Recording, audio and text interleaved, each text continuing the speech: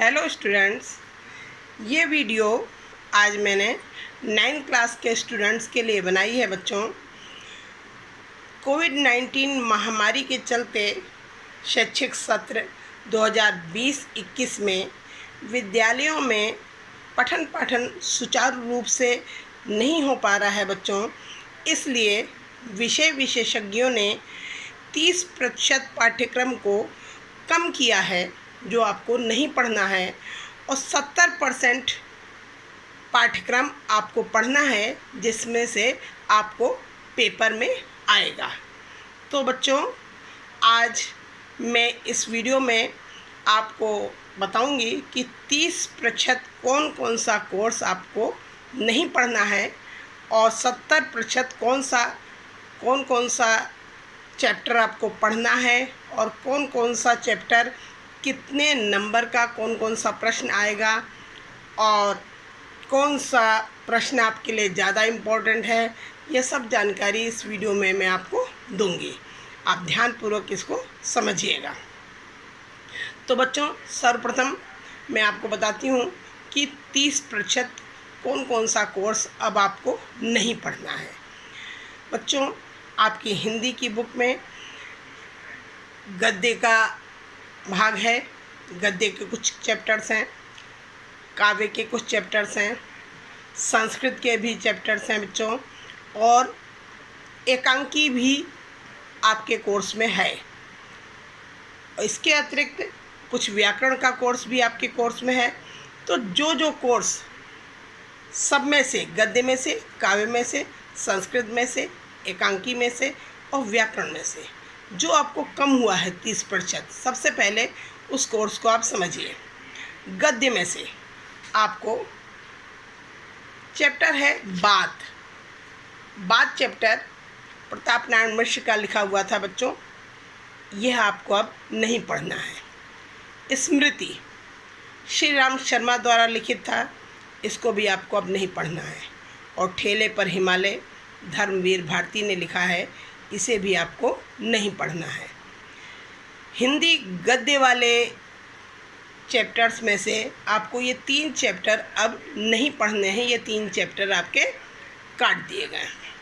अब आप समझेंगे काव्य। आपका जो काव्य अंश है, उनमें से भारतेंदु हरिश्चंद्र जी का प्रेम माधुरी, ये आपको अब नहीं पढ़ना है। नागार्जुन का है बादल को घिरते देखा, ये भी आपको नहीं पढ़ना। सोहनलाल द्विवेदी का उन्हें प्रणाम, ये भी आपको अब नहीं पढ़ना है। केदारनाथ अग्रवाल जी का अच्छा होता और सितार संगीत की रात, ये दोनों शीर्षक कविताएं हैं, ये भी आपको नहीं पढ़ना है। शिव मंगल सिंह सुमन का लिखा हुआ युगवाणी, ये आपको अब नहीं पढ़ना है। ये आपको कोर्स से काट दिया गया है। अब आता है आपका संस्कृत अंश।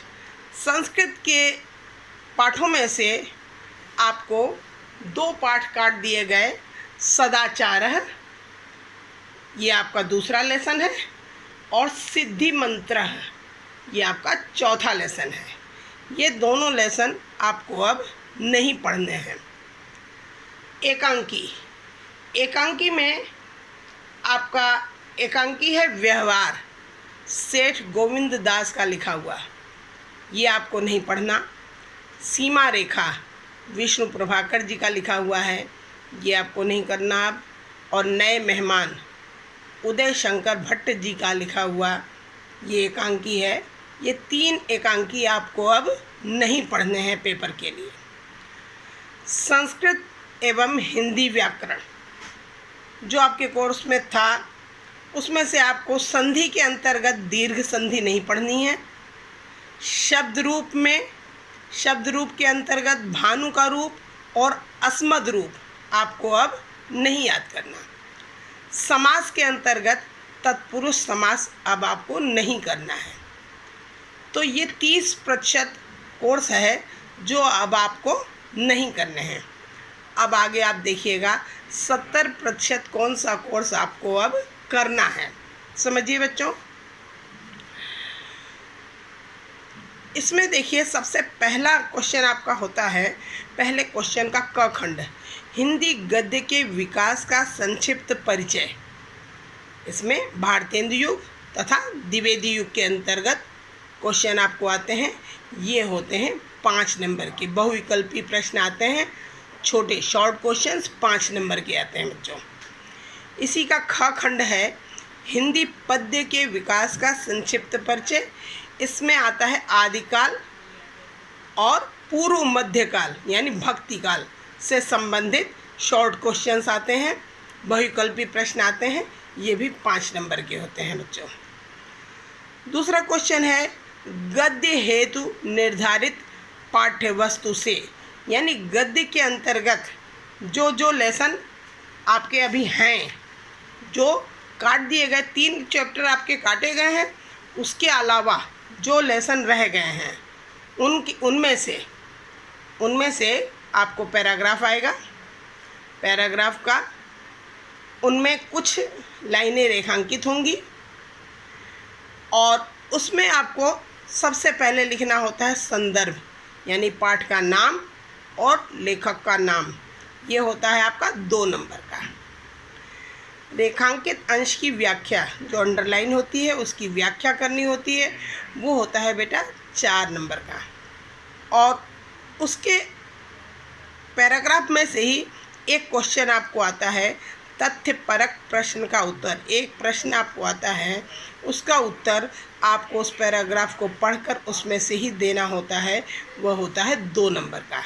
इस तरह से ये जो पैराग्राफ गद्य का आता है आपको, वो हो जाता है 8 नंबर का। समझ में आ गया बच्चों?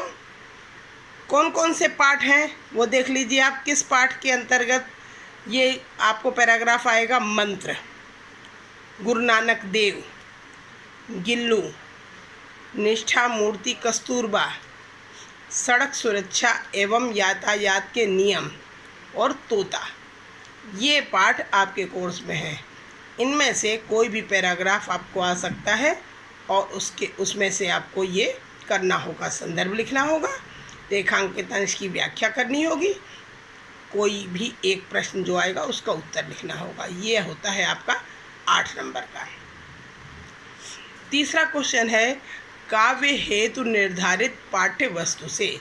अब आता है काव्य, काव्य के लेसन आते हैं। इसी तरह जैसे गद्य में आपने पढ़ा था, उसी तरह काव्य खंड में से कबीरदास की साखी है, मीराबाई का पदावली, रहीम के दोहे, ठीक है बच्चों, और भारतेंदु हरिश्चंद्र का प्रेम माधुरी आपको अब नहीं करना है, ये नहीं करना है।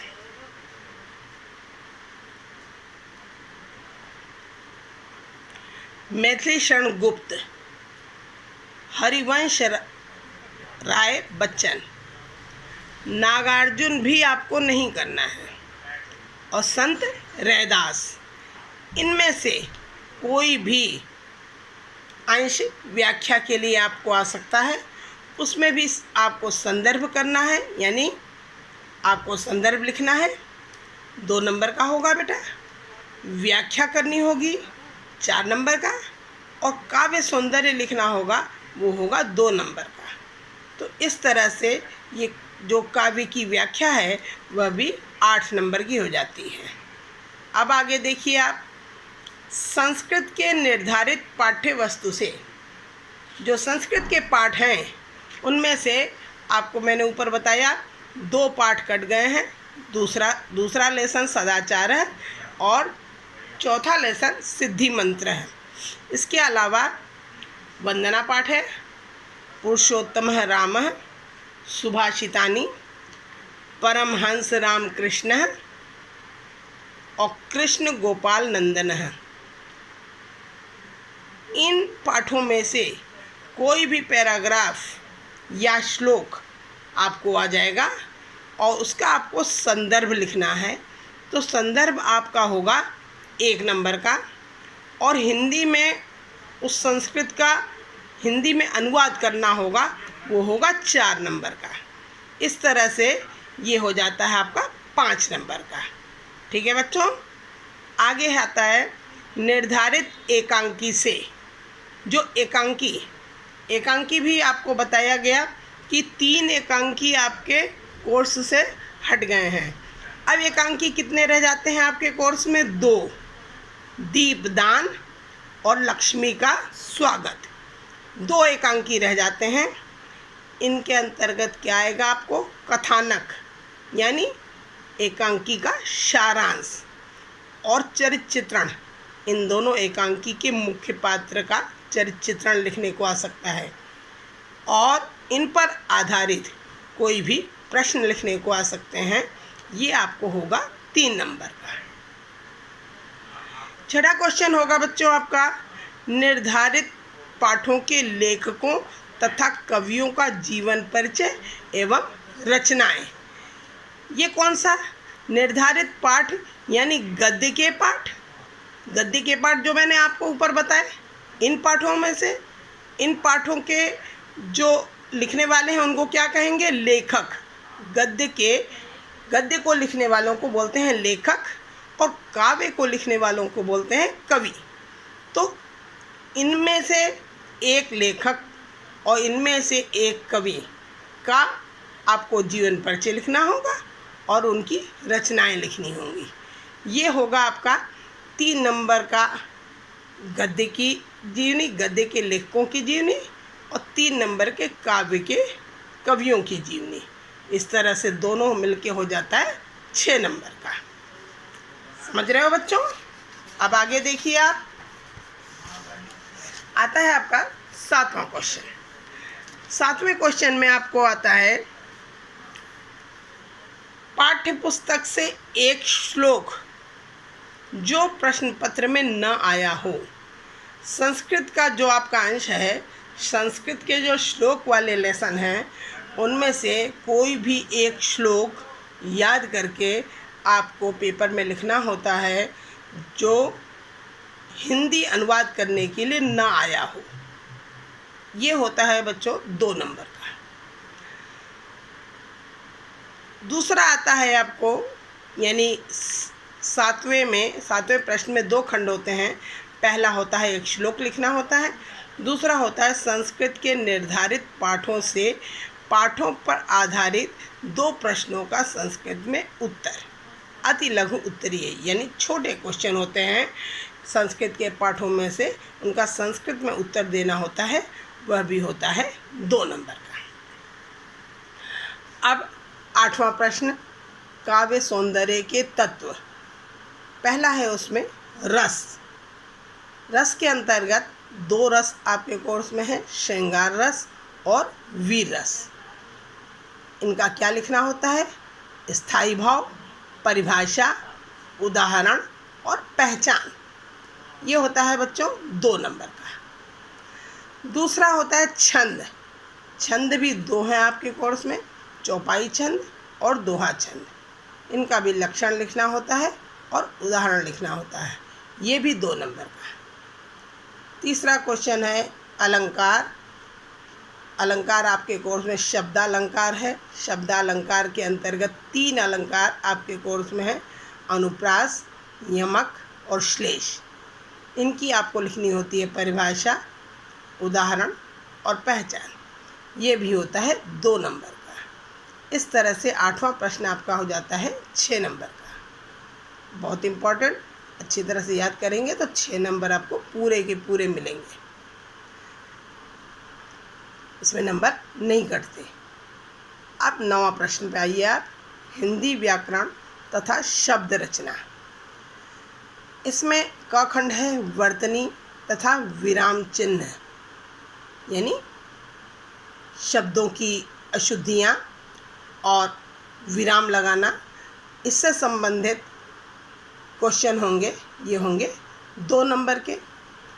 दूसरा है शब्द रचना के अंतर्गत तद्भव, तत्सम, विलोम और पर्यायवाची।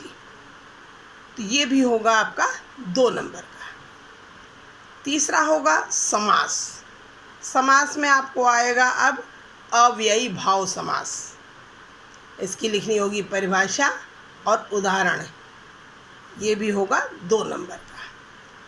और घ खंड है मुहावरे एवं लोकोक्तियाँ, यानी मुहावरे का अर्थ लिखना है और वाक्य प्रयोग बनाना है। ये भी है 2 नंबर का। इस तरह से 9वां प्रश्न आपका 8 नंबर का हो जाता है। इसमें भी कोई नंबर नहीं कटते बच्चों, पूरे 8 नंबर आ सकते हैं सावधानी पूर्वक अगर आप करेंगे। 10वां प्रश्न आता है संस्कृत व्याकरण का। संस्कृत व्याकरण के अंतर्गत क खंड में संधि आती है। संधि में मैंने अभी पीछे बताया दीर्घ स्वर संधि आपको अब काट दी गई है, केवल आपको तैयार करना है गुण स्वर संधि। इसकी परिभाषा, उदाहरण और पहचान ये होगा 2 नंबर का। ख खंड में शब्द रूप में राम का रूप और हरि का रूप आप याद करेंगे, 2 नंबर का आएगा। ग खंड में धातु रूप है। धातु रूप में गम धातु, भू धातु और क्री धातु। इसमें 5 लकार यानी लट, लोट, विधिलिंग, लंग और लृट 5 लकार होते हैं। इनके रूप आपको इन तीनों धातुओं के याद करने हैं। ये भी होगा 2 नंबर का, यानी 10वां प्रश्न आपका हो जाएगा 6 नंबर का। इसमें भी कोई नंबर नहीं कटते, अच्छी प्रकार से तैयारी कीजिएगा। अब 11वां प्रश्न है बच्चों, हिंदी के 2 सरल वाक्यों का संस्कृत में अनुवाद। छोटे छोटे अच्छे सरल वाक्य होंगे, उनका आपको संस्कृत बनानी होगी। ये भी आपको आएगा 2 नंबर का। और 11वें प्रश्न का ख खंड है पत्र लेखन।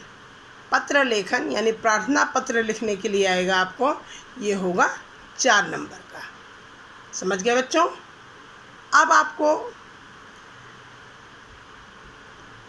30 अंक आपके होते हैं जो आपके प्रोजेक्ट होते हैं। तो पहला प्रोजेक्ट पर आपको 10 नंबर, दूसरे प्रोजेक्ट पर 10 नंबर और तीसरे प्रोजेक्ट पर भी 10 नंबर, यानी 30 नंबर का आपका प्रोजेक्ट होगा। आंतरिक मूल्यांकन, निर्धारित पाठ्यवस्तु, गद्य के लेसन मैंने पहले आपको बता ही दिए हैं, काव्य के लेसन भी आपको मैंने पहले बताए और संस्कृत के लेसन भी आपको मैंने बता दिए। और एकांकी भी मैंने आपको बता दिया कि 2 एकांकी आपके कोर्स में अब हैं। आपका कोर्स यहीं पर समाप्त है। आपको अच्छी तरह समझ में आ गया होगा कि 30% आपका कौन सा कोर्स कट गया है और 70% आपको कौन से कोर्स की तैयारी आपको करनी है।